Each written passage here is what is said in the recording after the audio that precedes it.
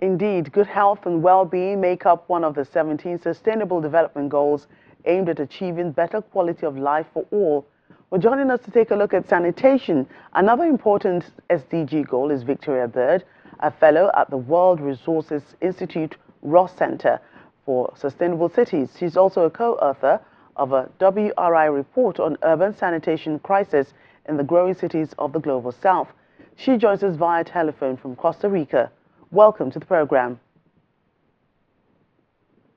Well, poor access to basic services such as water and sanitation remains a cause for concern because of the health implications. From your research on sanitation crisis in some of Africa's urban cities, how much work needs to be done to improve sanitation? Thank you for having me. It's a pleasure to be here. In terms of how much work needs to be done, from our perspective, we would say that quite a bit of work needs to be done, because all households deserve access to safe, reliable, and affordable sanitation. In our study, we looked at 5 African cities.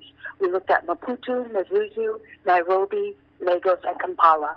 And we found across those 5 cities that about 8% of households had access to off-site sanitation or sewer sanitation, and about 82% of households disposed of their human waste through on-site sanitation or other methods. On-site sanitation usually refers to pit latrines and septic tanks, and a lot of times with on-site sanitation, the bulk of the expense and the responsibility is handled by the household. So to take this issue a little bit closer to home and think about it in the context of Lagos, we found that 55% of households had unsafely managed human waste. And in Lagos, in the cities, about 70% of households lived in informal settlements. And also in Lagos, which is a really closely related issue, 70% of households rely on groundwater or surface water. So you can see that when you put all of these different issues together, of the unsafely managed, 55% unsafely managed human waste, 70% of households relying on groundwater and surface water, it's a really dire, risky situation in terms of public health risk, cross-contamination of water sources. So we would say that quite a bit of work needs to be done in all cities to make sure that everyone has access to safe, reliable, and affordable sanitation. And so a country like Nigeria, there's ongoing effort to expand sanitation services despite challenges such as poverty and rapidly growing population. What can urban cities do to overcome the challenges to provide equitable access to sanitation? The report recommends 4 action areas for urban change agents, for political leaders, for urban planners, for urban policymakers. The first is to extend access to off-site sanitation or sewage to all households. We realize this is a very tall order. It's very difficult, and many cities aren't ready to make or aren't able to make that investment right now. And so in the short and medium term, we need better support for on-site sanitation. We need on-site sanitation to be better financed. We need subsidies for low-income households, and we need on-site sanitation to be better regulated. Cities need to work with informal settlements and come up with city-wide sanitation strategies that work with local realities and what's practical for low-income households.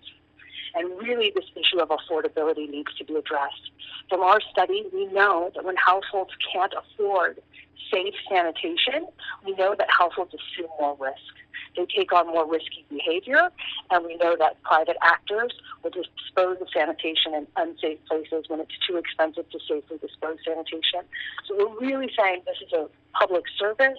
It's a core public service, and cities and public agencies really need to step up and subsidize and support safe sanitation for the health of everyone in the city.